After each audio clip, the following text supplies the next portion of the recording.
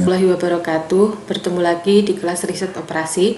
Kali ini kita akan membahas tentang latihan soal mereview kembali untuk mata kuliah riset operasi sebelum nanti akhirnya kita bertemu dengan ujian akhir semester.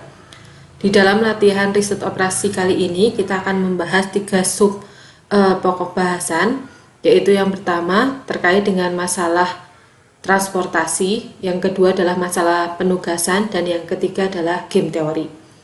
Oke, saya mulai dengan masalah yang pertama, yaitu terkait dengan masalah transportasi. Diberikan tabel alokasi pendistribusian, di sini kita diminta untuk menyelesaikan masalah transportasi dengan menggunakan metode northwest corner.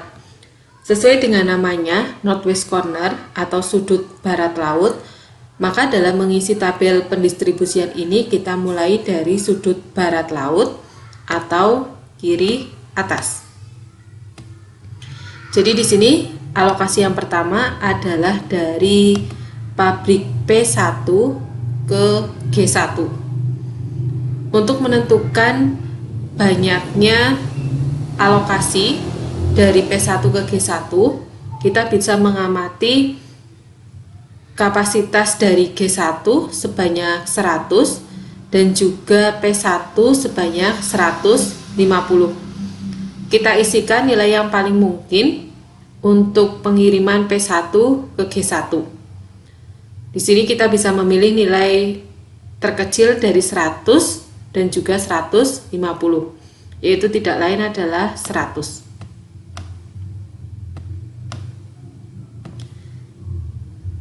Dengan melakukan pengiriman dari P1 ke G1 sebanyak 100, maka untuk kolom G1 di sini sudah penuh.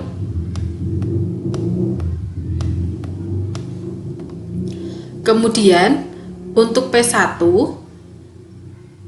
kapasitas pabrik awalnya 150, sudah terkirim 100, maka sisanya menjadi 50.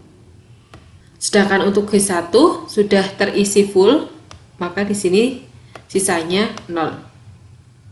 Maka selanjutnya kita melakukan stepping stone atau melakukan gerakan ke arah kiri, ke kanan, ke bawah, dan juga ke atas. Kali ini karena arah ke bawah tidak mungkin, maka kita lanjutkan ke arah kanan. Pengiriman selanjutnya yaitu dari P1 ke G2. Maka yang perlu kita perhatikan adalah barisnya P1 sebanyak 50 dan kolom G2 sebanyak 200. Kita pilih nilai yang terkecil yaitu 50. Dengan demikian untuk P1 sisanya 0. Untuk G2 awalnya 200, sudah terisi 50, maka di sini sisanya menjadi 150. Dengan demikian G3 dan juga G4 di sini sudah tidak mungkin dilakukan pengiriman. Karena ke kanan sudah full, maka langkah selanjutnya adalah gerakan atau pengiriman ke bawah. Untuk G2 di sini masih bisa terisi 150, kemudian untuk P2 bisa mengirimkan sebanyak 150.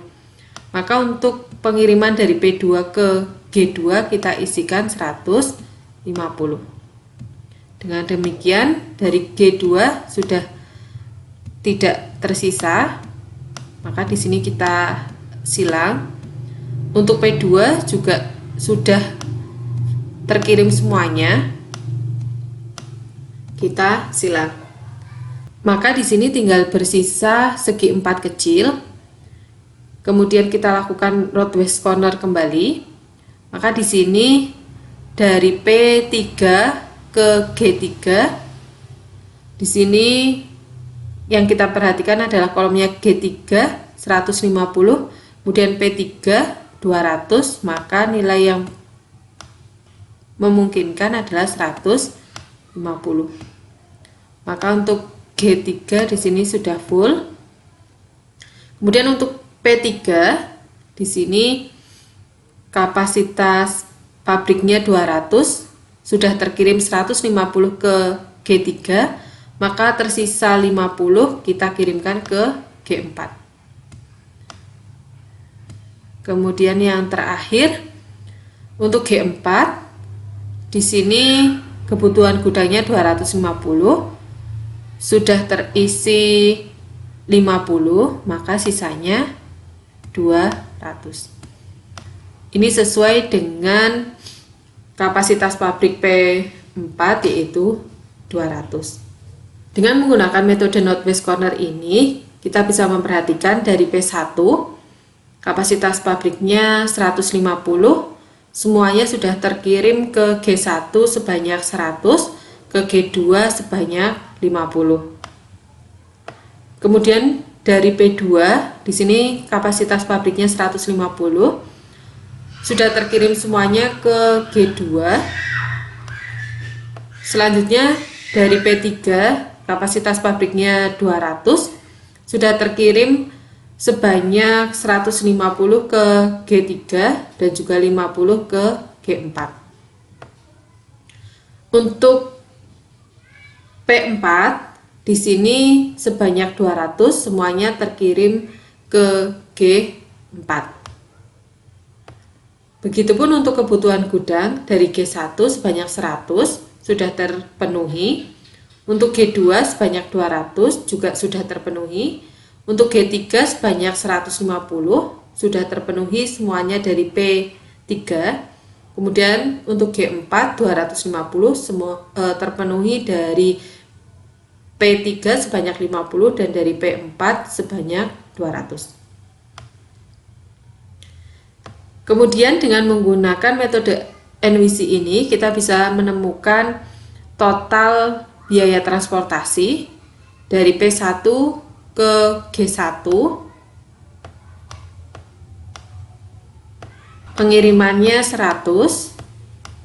Kemudian biaya per tonnya ini 10.000,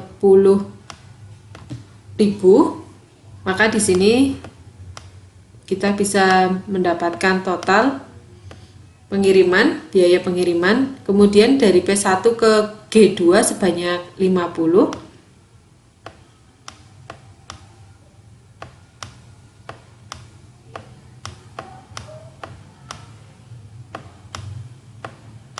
Dengan biaya per pengirimannya adalah 20.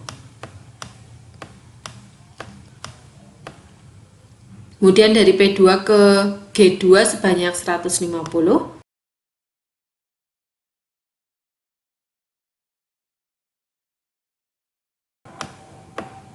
Oke, kalau sudah kita dapatkan total biaya pengirimannya.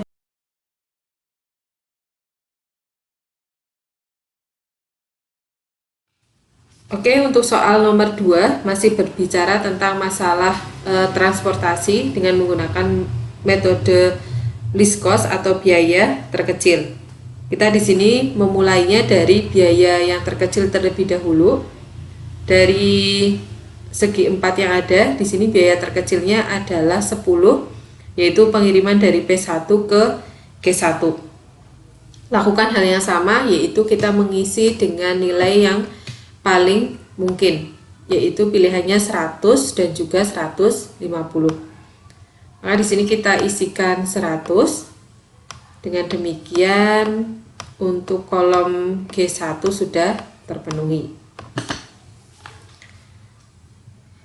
Setelah pemilihan biaya terkecil yang pertama, lakukan pemilihan biaya terkecil selanjutnya. Dalam kasus ini, biaya terkecil kedua adalah dari P4 ke G2. Kita lakukan pengisian yang paling mungkin, yaitu kita perhatikan kolomnya G2 ada 200, P4 juga 200. Maka nilai yang paling mungkin adalah 200. Dengan demikian kolomnya G2 sudah full. Begitupun untuk yang P4.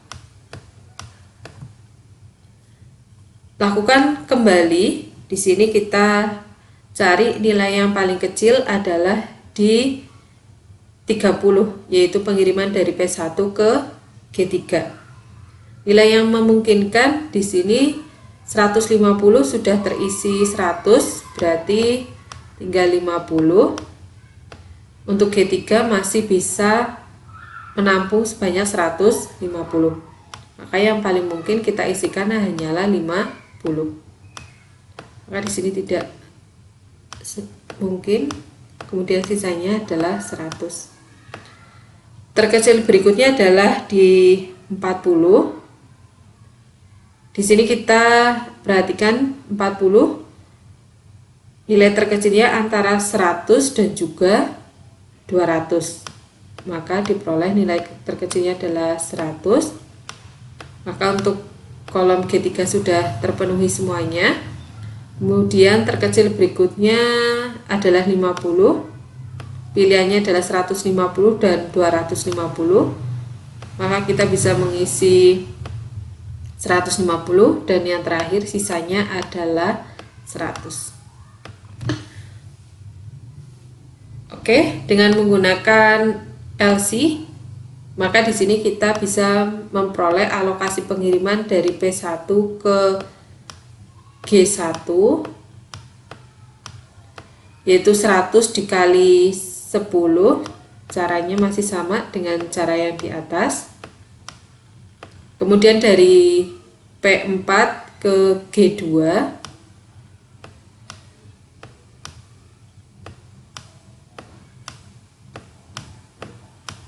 itu 200 dikali 10.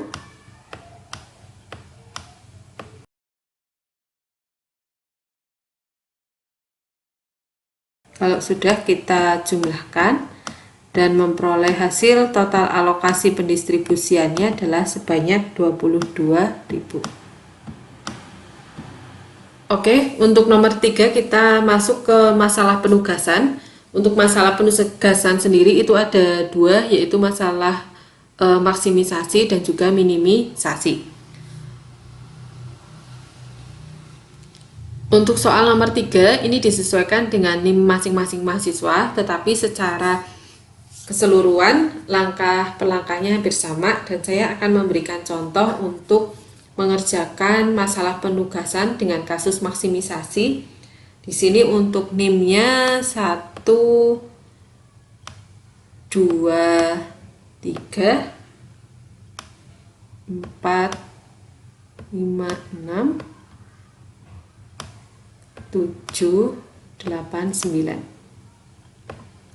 Oke, untuk langkah pertamanya, karena ini adalah masalah maksimisasi, maka kita cari angka terbesar di masing-masing baris. Saya beri contoh untuk baris A. Di sini ada 1, 6, 7, maka terbesarnya adalah 7. Kemudian baris kedua terbesarnya adalah 8, dan untuk baris ketiga terbesarnya adalah 9.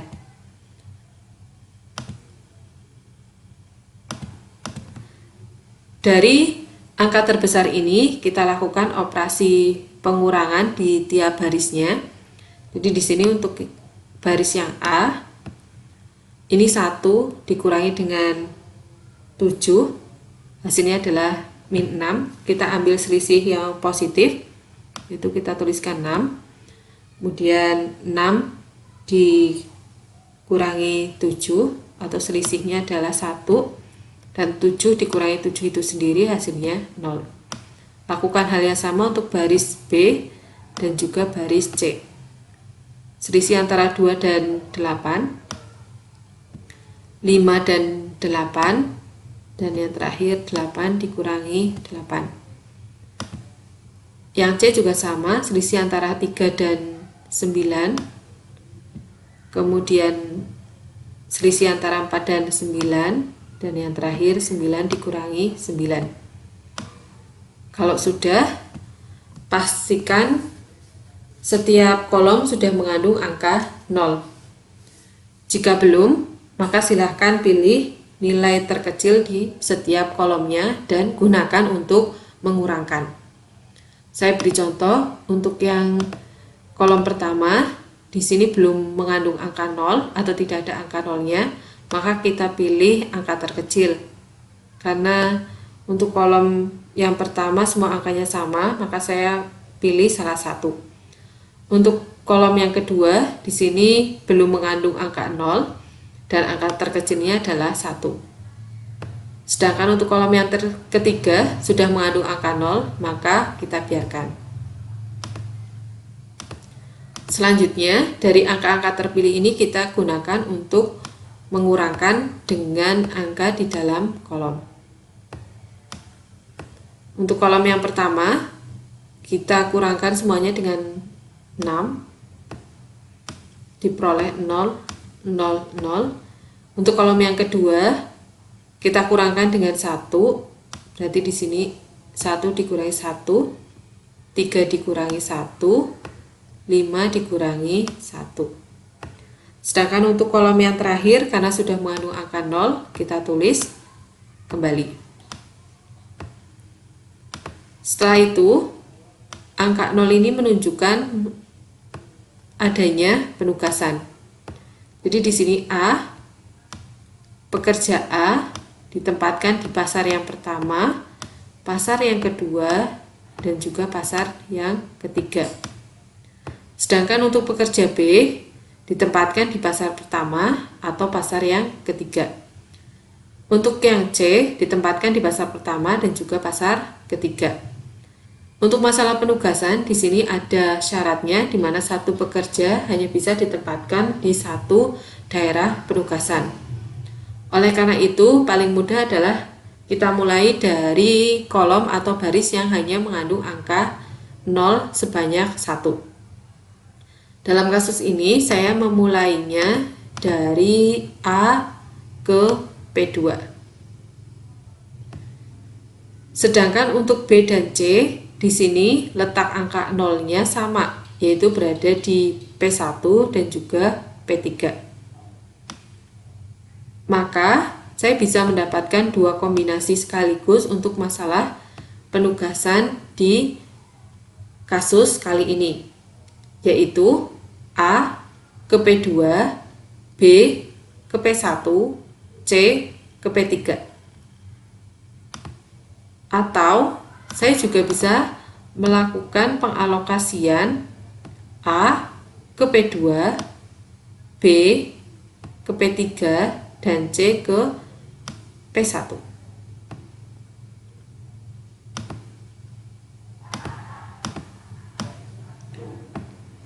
Untuk alokasi yang pertama, A ke P2, maka di sini akan muncul jumlah penjualannya sebanyak 6. B ke P1, maka di sini akan muncul jumlah penjualannya sebanyak 2.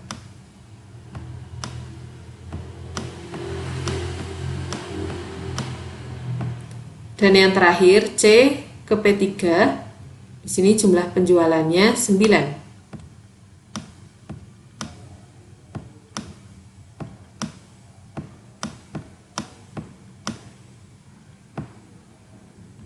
Maka di sini saya bisa mendapatkan total penjualan sebanyak 17.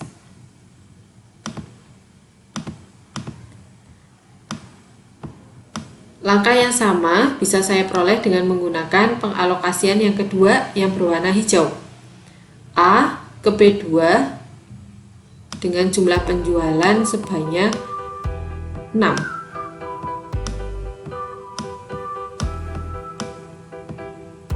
B ke P3 dengan jumlah penjualan sebanyak 8.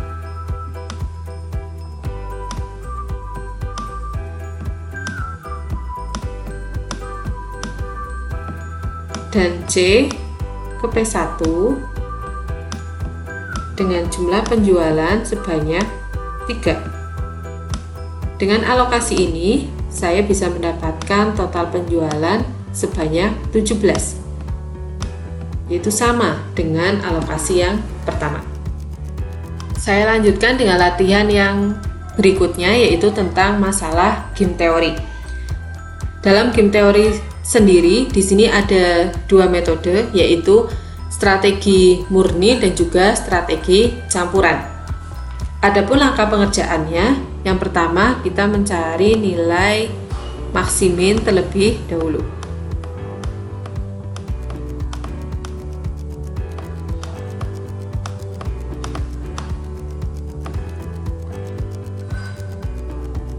Langkah pertama, kita mencari nilai minimal dari setiap baris. 5, 10, 3, nilai minimalnya adalah 3. Kemudian 2, 5, 4, nilai minimalnya 2. Baris yang terakhir 10, 3, 6, nilai minimalnya adalah 3.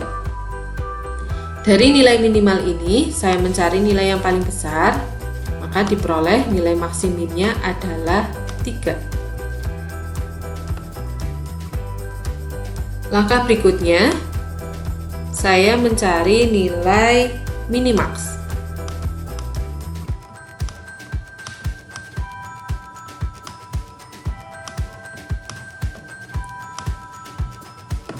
Langkah pertama, kita mencari nilai terbesar dari kolom praktis.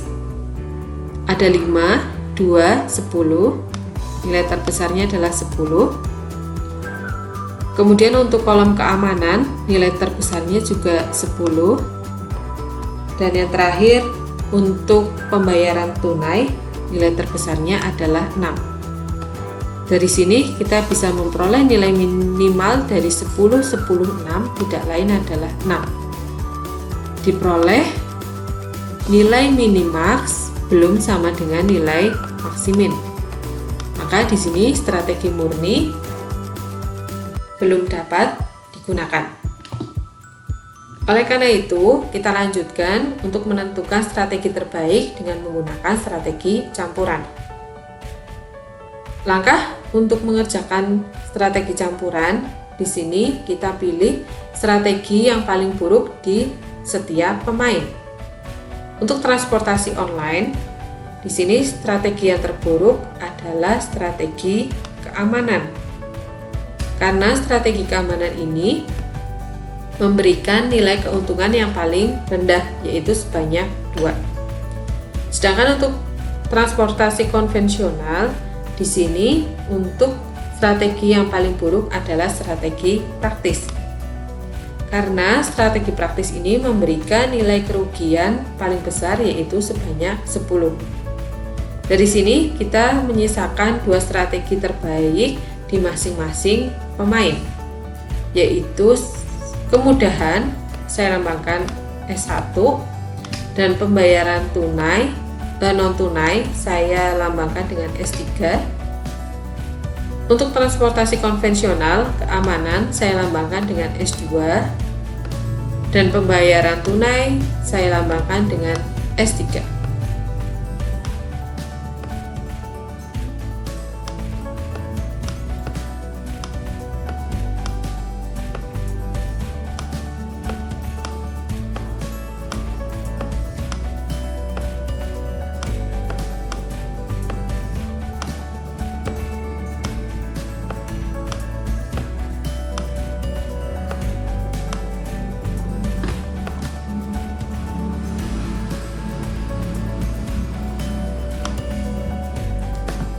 Oke, dari sini kita bisa mempersingkat kolom payoff yang pertama menjadi kolom yang sudah dimodifikasi dengan menggunakan dua strategi terbaiknya. Dari sini kita bisa mencari kombinasi probabilitas. Untuk S1 dilambangkan dengan P dan juga S3 dilambangkan dengan 1 min P. Untuk S2 dilambangkan dengan Q, untuk S3 dilambangkan dengan 1 min Q. Untuk langkah pertama, kita akan menemukan nilai P-nya terlebih dahulu, yaitu diperoleh dari persamaan 10P ditambah 3, 1 min P. Saya tuliskan 10P ditambah 3, 1 min P. kita sama dengankan persamaan berikutnya adalah 3P ditambah 6 dikalikannya dengan 1 min P. Lakukan operasi penjabaran seperti biasa. Diperoleh 10P tambah 3 min 3P sama dengan 3P ditambah 6 min 6P. Kemudian yang mengandung unsur P kita satukan, yaitu 7P dari sisi kiri min 3P kita pindah ruas menjadi plus 3P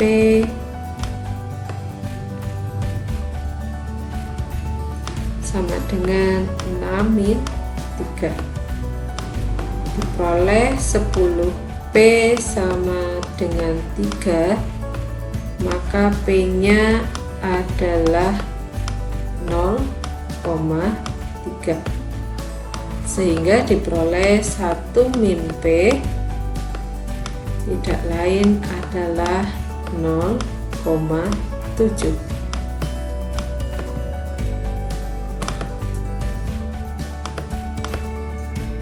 Kemudian bagaimana untuk nilai Q?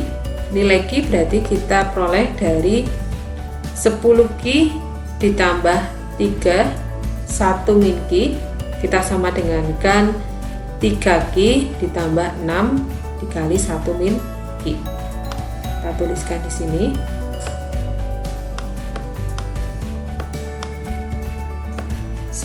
Q ditambah 3 min 3Q, kita sama dengankan 3Q ditambah 6 min 6Q.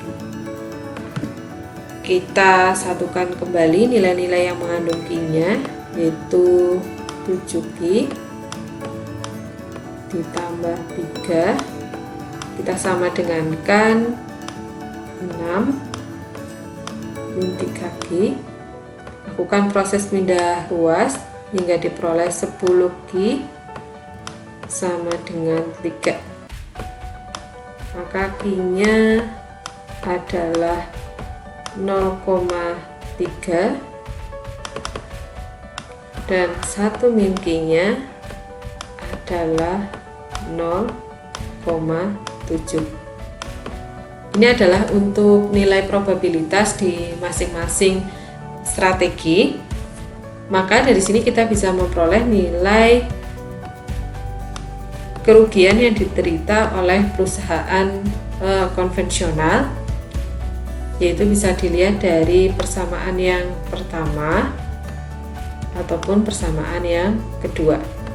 Saya mulai dari yang persamaan pertama, 7Q ditambah 10, maka di sini saya ganti 7 Q nya dengan 0,3 ditambah dengan 3, hasilnya adalah 5,1. Ini adalah kerugian yang diderita oleh perusahaan konvensional. Sedangkan dari sini, dari nilai P, kita bisa memperoleh keuntungan yang diterima oleh perusahaan online. Kembali lagi bisa diperoleh dari persamaan yang pertama ataupun persamaan yang kedua. Saya ambil dari persamaan yang pertama, 3, P nya saya ganti dengan 0,3 ditambah 6, 1 min P saya ganti dengan 0,7. Dari sini diperoleh 0,9 ditambah 4,2, atau besarnya keuntungan yang diterima oleh perusahaan transportasi online adalah sebanyak 5,1. Hal ini sama dengan kerugian yang diterima oleh perusahaan konvensional. Oke, demikian latihan akhir untuk mata kuliah riset operasi. Semoga bermanfaat dan sukses untuk ujian akhirnya. Terima kasih.